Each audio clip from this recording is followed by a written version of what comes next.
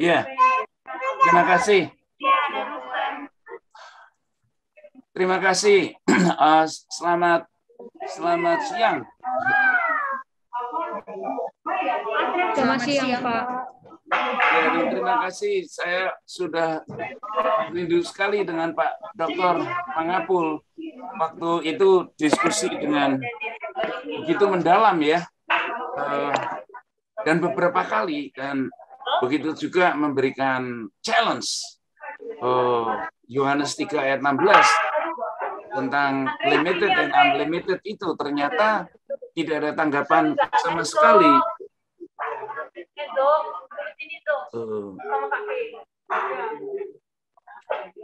Nah,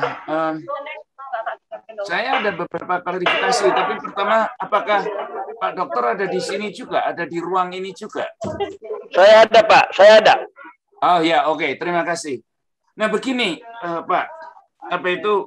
Ini kan sebetulnya begini. Saya sangat setuju ya dengan apa yang Pak Dokter katakan. Kata word itu it's an unlimited. Tetapi sahabat kita Ezra Soru langsung mengidentifikasikan sebagai orang pilihan. Kenapa ya, begitu? Betul. Ya, kenapa begitu? Betul. Ya, Pak Dokter juga memberikan challenge kepada mahasiswanya. Saya menonton dengan sangat teliti. Sampai Pak Dokter bilang, coba saudara-saudara, jelaskan kepada saya, mengapa Ezra Soru sampai mengatakan word itu orang pilihan. Nah, ya, jadi betul. Pak Dokter melatih pikiran mahasiswa untuk bisa menerobos pikiran teolog yang lain begitu, mengeksplor gitu. Nah, ini luar biasa. Betul. Dosen saya aja yang di Amerika tidak seperti itu. Jadi teman-teman mahasiswa berbahagialah mendapatkan seorang rektor yang luar biasa. Iya. Nah, terima kasih, Pak. Terima kasih, Pak. Iya. Nah, dulu feedback rupanya harus dimatikan yang di ini, yang di YouTube, yang YouTube. Iya. Ya, YouTube dimatikan, Pak. Iya, betul. Nah, sekarang masih dengar kan suara saya? Ini saya dari komputer sih. Jelas, Pak. Jelas. Iya. Nah, jadi begini. Saya akan mencoba membantu sebetulnya. Saya sebetulnya akan membantu rekan-rekan mahasiswa kita ini, sebab mereka lah yang akan menggantikan kita kan di kemudian hari. Yaitu menjawab pertanyaan Pak Dokter, mengapa kok Ezra sampai memberikan satu kesimpulan, the word orang pilihan, enak aja dia begitu kan? Nah, betul. Nah, begini, saya akan menguraikan atau mengklarifikasi Yohanes 3 ini dengan teknik structural analysis. Kan nggak ngerti apakah mata kuliah structural analysis diajarkan di Trinity ya. Tetapi kalau saya lihat gaya atau style daripada Pak Dokter di dalam menjabarkan ayat itu, Anda memakai structural analysis. Cirinya adalah Anda mengetik itu ayatnya, kemudian Anda breakdown dengan panah merah, bahkan indennya bergeser kan, digeser. Iya, selalu begitu, Pak. Kalau hermeneutik selalu begitu. Ya, terus dengan anak cabangnya. Nah, ini, betul. Ya, waktu saya di seminari dulu dikatakan sebagai structural analysis gitu. Kalau di kampus kita sebut sentence flow. Oh, iya, sentence flow. Sama aja lah, Pak. Iya. Nah, ini kami sama-sama orang teknik toh. Kalau di bidang konstruksi steel structure, bangunan bertingkat, hal itu persiapan planning, gambar, blueprint itu dikatakan sebagai 3D modeling. 3D modeling. Jadi structure itu, beam and column and so on, sambungannya itu karena 3D dilihat dari beberapa sisi begitu loh. Adakah titik kelemahan atau hal-hal lain yang bisa diperkuat sehingga bangunan itu sambungan-sambungannya akan bertumbuh menjadi lebih sempurna. Nah, disinilah kegagalan brother kita Ezra Soru untuk memakai teknik itu. Sebetulnya yang lebih gampang, bukan lebih gampang, sebetulnya ini lebih enak Yohanes 16 itu dibagi dua bagian, part A, part B. Dua part itu penghubungnya adalah supaya, nah begitu loh, supaya gitu. Nah misalkan Yohanes 16 itu hanya part E saja, part A saja, karena begitu besar kasih Allah akan dunia ini sehingga Ia telah mengaruniakan anaknya yang tunggal, titik. Ya tahu. Lalu supayanya itu ditulis di ayat lain atau bahkan di pasal lain. Saya percaya Ezra Soru tidak akan bilang world itu, dunia itu adalah orang pilihan. Karena saya menduga dengan sangat keras dia apa itu namanya langsung mengatakan dunia itu orang pilihan, kan dia terpengaruh kepada part B-nya itu. Betul kan? Setiap orang yang percaya itu tidak binasa. Nah, yang tidak binasa itulah yang apa itu? Ya pokoknya itulah yang part B itu. Dia terpengaruh kepada part B itu. Nah, sebetulnya yang part A ini tidak mengatakan soal keselamatan, soal apa-apa. Betul kan? Nah, lebih mudah atau lebih gampang saya deskripsikan dari structural analysis itu menjadi bagaimana kita menyoroti kata-kata itu. Ezra Soru menggunakan bird eye view. Artinya apa?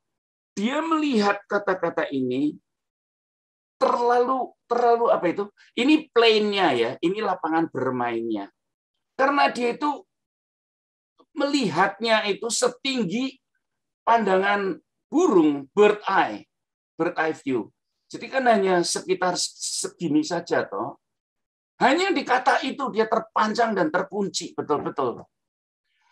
Sedangkan Pak Dokter menggunakan satellite view. Wah, tingginya di sini. Di sini toh, kelewat besar cakupannya itu. Jadi walaupun Anda memberikan apa itu counter argument dengan begitu banyak ayat yang lain, ya tahu tidak sanggup ditangkap dengan orang yang menggunakan bird eye view itu tadi. Nah, saya akan mencoba menjembatani, yaitu dengan menggunakan helikopter view. Nah, begitu kan, helikopter view. Jadi nggak terlalu tinggi, tapi cukup luas, gitu. Ya, kenapa saya bilang begitu?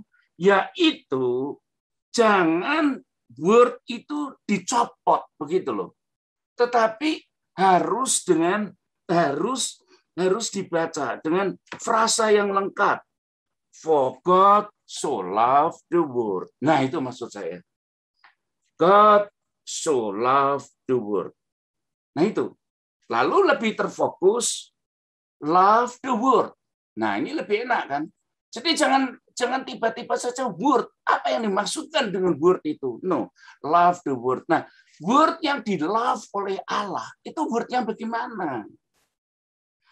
Kita tahu, word yang di-love dikatakan satu kalimat berita di ini, word ini adalah ciptaannya, toh. Betul kan? Nah, jadi diganti sekarang katanya.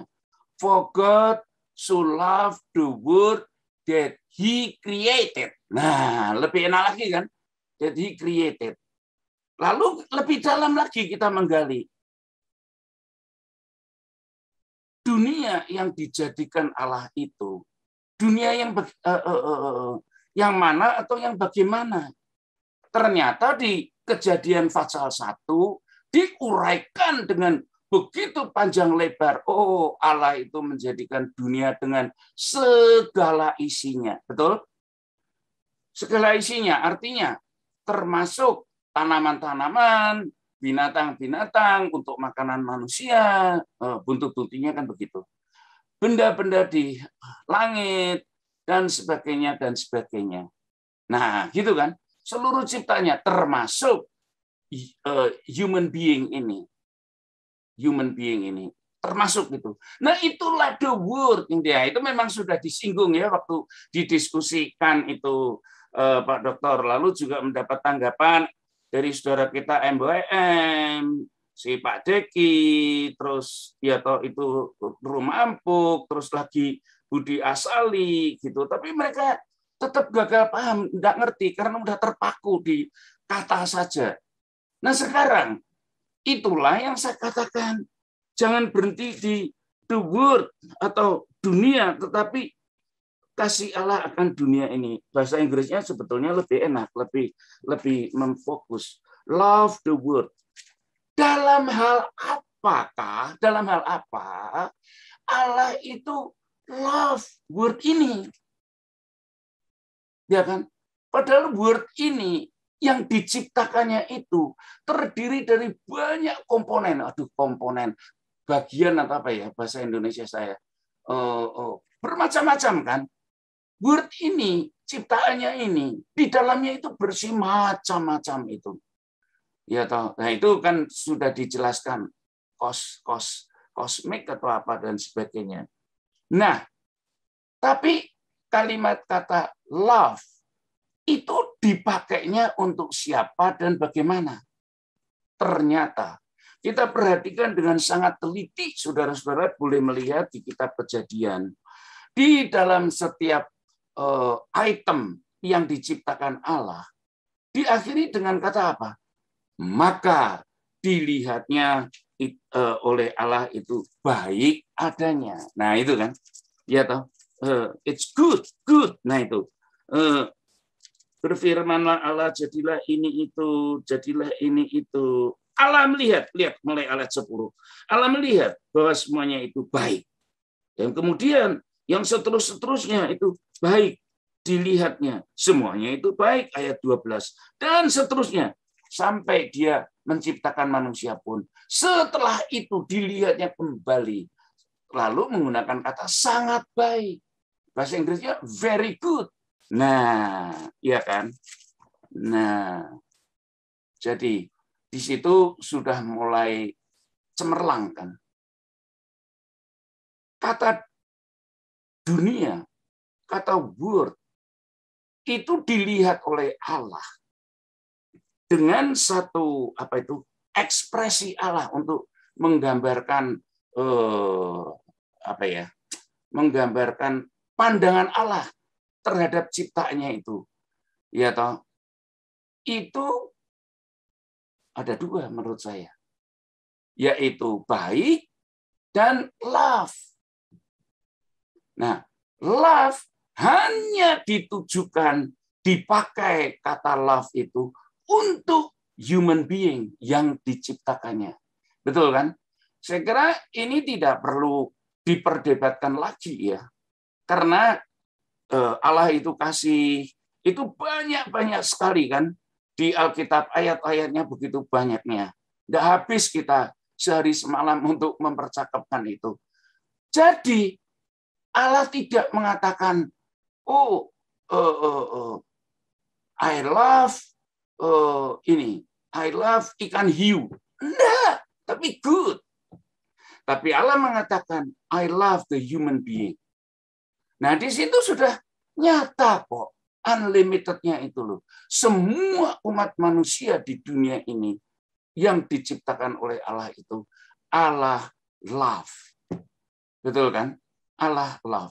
Jadi kata love terhadap dunia ciptaannya itu terbatas dan sangat dibatasi kepada human being yang diciptakannya itu, gitu loh. Nah, jadi bukan diperuntukkan kata love itu untuk ciptaan-ciptaannya yang lain. Seperti bulan bintang, tumbuh-tumbuhan, dan sebagainya. Tidak. Nah, jadi di sini kan sudah makin kinclong kan. bahwa Allah itu mengasihi umat ciptaannya di dunia ini. Jadi, karena kata love itu tadi, yang sudah dideskripsikan ada perbedaan antara love dan good. Di sini kan tidak dikatakan, ya toh, oh, God look at his creations and it's all so good. And therefore, God sent his son to save. Enggak begitu, kacau balau itu. Enggak begitu. Tidak. Ya kan? Jadi dikirimnya part B, dikirimnya Yesus itu bukan untuk seluruh ciptaannya.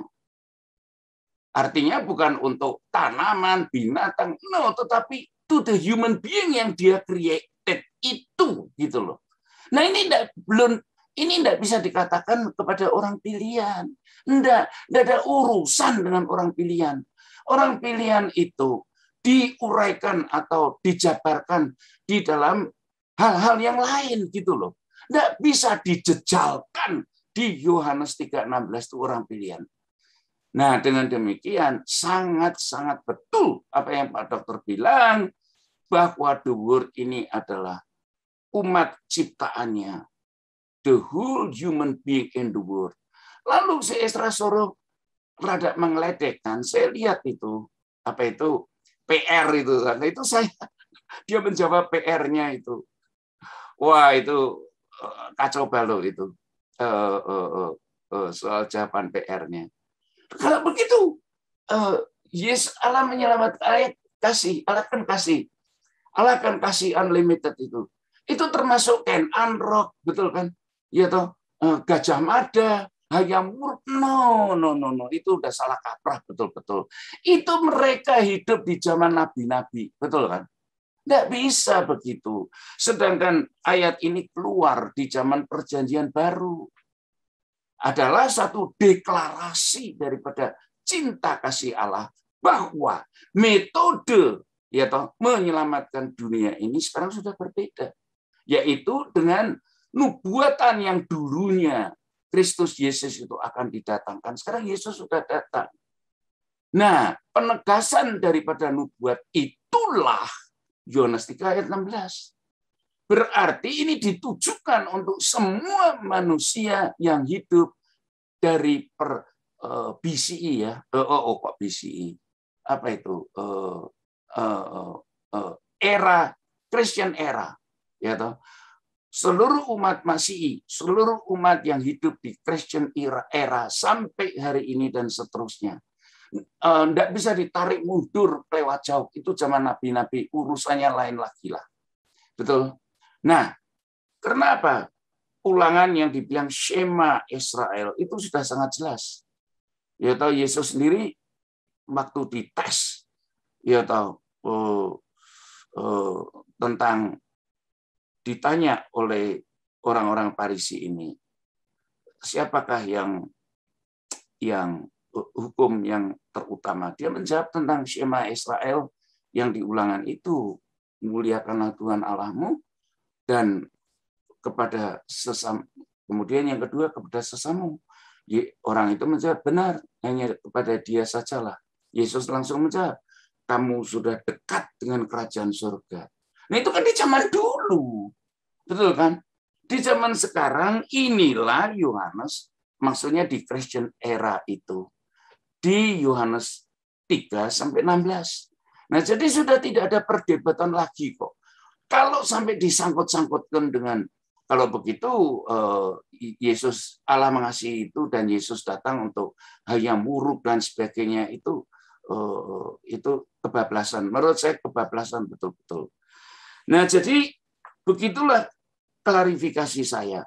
Sekarang sedikit lagi untuk pembuktian bahwa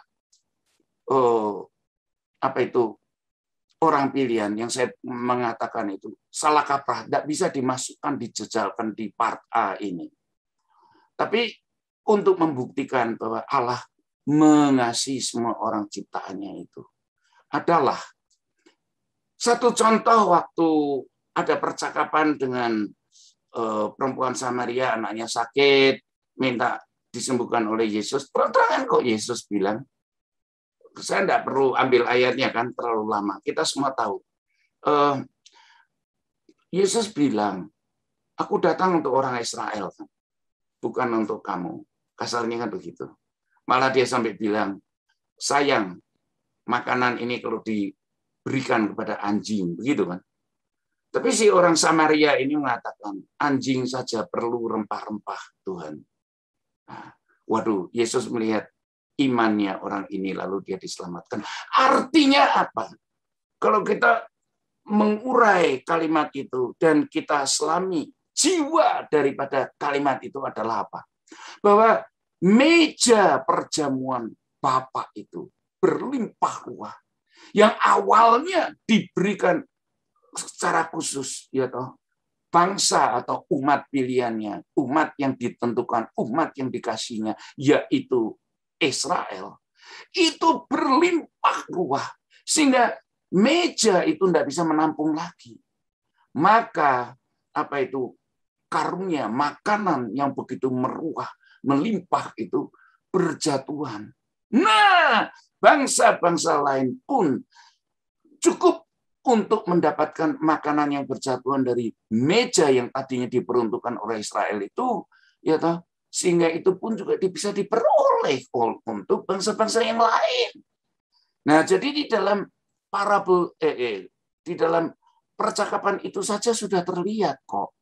Ya toh, walaupun awalnya ya Yesus datang untuk umat Israel, tetapi pada kenyataannya Yesus datang untuk seluruh umat ciptanya di dunia ini.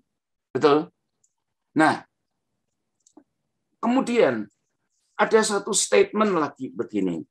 Tidak dikatakan loh ya, tidak dikatakan God never save the world by love. Nah itu satu bukti bahwa part A 6 ini Yohanes 3 ayat 16 ini itu tidak mengatakan tentang keselamatan, tentang apa-apa. Itu satu statement begitu besar kasih Allah terhadap umat yang diciptakannya ini. Ya toh. Dan Allah tidak pernah menyelamatkan umatnya karena love, tetapi by grace. Nah, ini akan ya toh, by grace. Nah, udah, itu saja. Itu karena waktu sudah hampir habis. Yang kedua, ya toh, Ezra mengatakan Yesus datang. Wah, kalau gitu semua umatnya. Nah, dia terpengaruh sekarang. Dia pikirannya masih terpengaruh part A itu tadi yang dia bilang umat pilihan, dimasukkan, dijejalkan kepada part B. Ya, padahal di situ sudah jelas supaya, kata-kata itu supaya. Artinya apa? Artinya apa itu? God gave Jesus in love to all people, but only the believer, the one that believe, accept the gift itu. Nah, betul kan? Nah, ini kalau diganti dengan kata lain kan lebih enak. God gave Jesus in love to all people, but only believers accept the gift. Jadi memang hanya orang-orang yang percaya saja yang bisa dapat menerimanya itu. Nah, begitu. Nah, sekarang Ezra mengatakan lagi, lu kalau gitu, ya tuh, nuduh toh universal. Setelah Pak Dokter bilang bukan. Nah, terus berbalik dia. Kalau gitu, Yesus menyelamatkan semua orang. Terus ada yang tidak selamat. Menyelamatkan yang tidak selamat itu not make sense betul-betul itu. Itu aduh, debat anak SMA itu. Bukan debat seorang teolog itu menyelamatkan yang tidak selamat. Mana ada begitu. Nah, apakah dia tidak mengerti bahwa ada kriteria-kriteria tertentu umat pilihan? Nah, waktu Pak Dokter mengumpamakan tentang cucu ketiga, dia tahu Allah mencintai dia enggak? Rekan-rekan mahasiswa saya bilang, ya. Dia dipilih enggak? Nah, rada gelagapan kan, lalu didesak. Ya. Kita enggak tahu. Karena memang kata pilihan It's not us untuk menentukan, oh kamu dipilih, kamu tidak dipilih. No, no, no. Itu adalah satu statement. Dan ingat loh, sekali Allah memilih umatnya, tidak akan dilepas lagi. Itu statement sangat jelas di pernyataan-pernyataan yang lain. Sedangkan Yesus sendiri bilang, engkau bisa percaya kepada Yesus oleh karena ditarik oleh Bapakku. Nah, di situ udah jelas kok. Sekarang kalau udah ditarik oleh Bapa, kita bisa percaya kepada Yesus. Masa dibiarkan saja? No, itu belum mempercakapkan soal pilihan. Nah, itu ada kriteria yang meningkat lebih lanjut. Roma pasal 8 ayat 28 sampai 30. Ya toh, Allah turut bekerja. Itu lihat itu. Dalam mendatangkan kebaikan. Nah, yaitu bagi mereka jauh-jauh sebelum dipilih itu dipanggil dulu. Terpanggil. Lalu setelah itu ayat 29 dipilihnya dari semula. Lalu ditentukan. Nah setelah ditentukan itu dibenarkan. Lalu setelah dibenarkan dimuliakan. Nah dari sinilah setelah engkau dipilih dimuliakan itu. Engkau akan dirawat terus dengan pekerjaan The Holy Spirit. Oleh karena itulah keluarlah kata P di dalam tulip itu, perseverance of saint. Begitu kan? Nah, kan begitu. Jadi tidak bisa dicopot orang pilihan itu, kemudian bisa tidak selamat lagi. No way, tidak bisa. Nah, kalau mau mempercakapkan demikian, itu Allah memang memberikan will kan.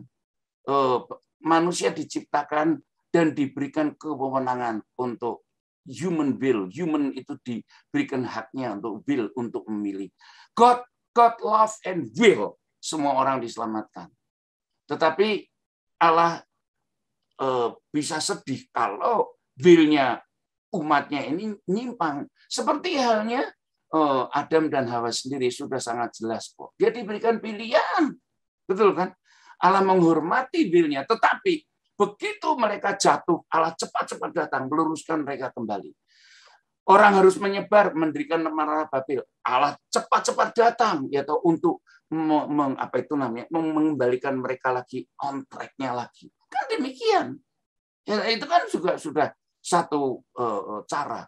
Sedangkan orang yang di kanan kiri salibnya Yesus saja diberikan will. Yang satu will-nya percaya Yesus. Ke Firdaus, yang satu malah mencemooh itulah will-nya dia. Jadi nah ini tidak bisa dipercakapkan lagi dengan satu debat. Loh kalau gitu will-nya orang ini lebih tinggi dari will-nya Allah. No. Itu debat debat anjing sama kucing aja itu untuk menantang orang bertengkaran. Tidak bisa dimengerti demikian. Yang bisa dimengerti adalah bahwa kita ini yang sudah merasa dan mengklaim, oh aku ini dipilih dan aku akan dibawa pada satu kemuliaan. Aku bersyukur. Mari kita syukuri dan kita menjaga hal yang demikian itu sehingga aku tetap on track dengan will-nya Allah. Dengan kata lain, Roh Kudus menolong will umatnya itu yang sudah dipilih itu sesuai diseragamkan dengan will-nya Allah sendiri. Gitu. Terima kasih. Jadi kalau mau diperpanjang masih bisa lagi, tetapi pada intinya demikian. Terima kasih Pak Dokter, terima kasih teman-teman semuanya. Kalau ada tanggapan, salah atau betul, ya. Silakan. Terima kasih banyak. Terima kasih banyak Pak. Silakan dari Kapel sampaikan terima kasih. Terima kasih buat Pak Pendeta. Mari kita berikan aplaus kepada Bapak Pendeta Joshua. Nah, singkat aja, Pak Dokter, kira-kira make sense enggak yang saya jelaskan itu? Iya, Pak. Sudah jelas dong, Pak. Jelas banget itu. Cuman karena betul, Pak kan? Ezra sudah dikuasai dogma, jadi begitu. Itu semua di Facebook saya, ada sekitar 170 sekian yang menjawab, Yohanes 3:16, hanya 3 yang menjawab limited. Itu pun karena muridnya mereka kurasa itu. Ya, tapi saya sedih ya. Itu penjelasan Pak Dokter begitu kinclongnya. Kenapa kok tidak ada yang memberi tanggapan atau bikin apa itu bikin YouTube-nya begitu loh. Jadi saya kesel sekali gitu. Nanti jadi sebenarnya Bapak Pendeta, ngomong-ngomong udah jam berapa ini di Amerika ini? Oh, belum, enggak usah khawatir. Jam 11 kurang 10. Saya masih melek. Oh, jam 11 ya, Bu. Oh, jam 11 midnight ya, oke. Jadi sebenarnya seperti Bapak lihat, saya selalu memanggil bidang Yohanes untuk menanggapi. Tapi sampai sekarang nggak ada bidang Yohanes. Nah nanti tanggal berapa itu Ibu Marito? Kita akan bahas itu. Hari Jumat 2 minggu lagi. Tanggal berapa? Tanggal 8 ya. Hari Jumat. Pak. Tanggal 1 sepertinya Pak. 1 Oktober apa 8 Oktober? Kalau 2 minggu lagi tanggal 1 Pak. Tanggal 1 ya. Udah kita bikin pengumuman. Nah kita akan kasih linknya ya. Saya dikasih linknya Pak. kalau boleh. Ya Pak, nanti dikirim linknya. Jadi nanti kita akan bahas semua ahli Yohanes. Sehingga saya berkata, stop berspekulasi. Nggak boleh ada lagi spekulasi. Right. Jadi karena apa? Kita nggak boleh belajar dari Yohanes dari bidang dogma dong. Atau dari bidang lain. Yohanes ya Yohanes. Betul. Nah, jadi saya akan minta supaya semua kaum limited memberikan saya 2 atau 3 ahli Yohanes yang menjawab seperti limited. Tapi sampai sekarang nggak ada. Nah nanti Ibu Marito dan kawan-kawan mereka akan menyodorkan ahli-ahli Yohanes. Tanggal berapa Ibu Marito?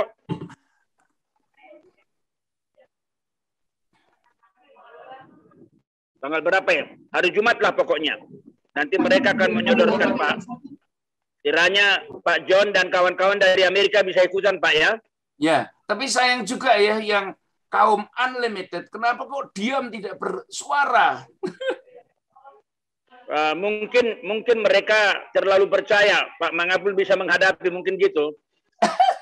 1 lawan 5. Tapi di Facebook saya, di Facebook dan di YouTube, mereka semua mendukung kok Pak.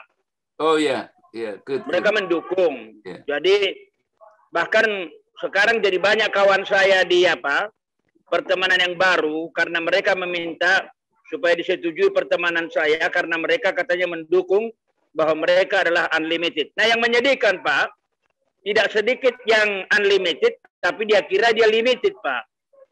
Jadi seperti contoh orang Kalimantan itu saya tanya, Pak, kalau Bapak bertemu orang di tengah hutan, apakah Bapak berani mengatakan Allah mengasihi dia? Oh berani katanya. Oh jelas. Apakah Bapak berani mengatakan Tuhan Yesus juga mati untuk dia? Oh berani. Nah, saya bilang kalau begitu Bapak bukan limited, Bapak unlimited. Gitu.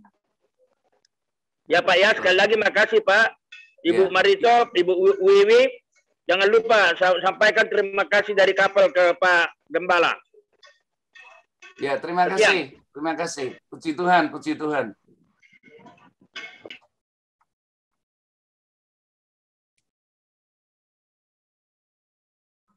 Ya, sekali lagi kami mengucapkan terima kasih kepada Bapak Johan yang sudah menyampaikan penjelasannya. Kiranya kami dan semua yang menyaksikan boleh semakin memahami makna kasih Allah yang unlimited dari Yohanes 3:16. Terima kasih Pak. Tuhan memberkati. Ya, selamat siang dan selamat makan. Tuhan berkati.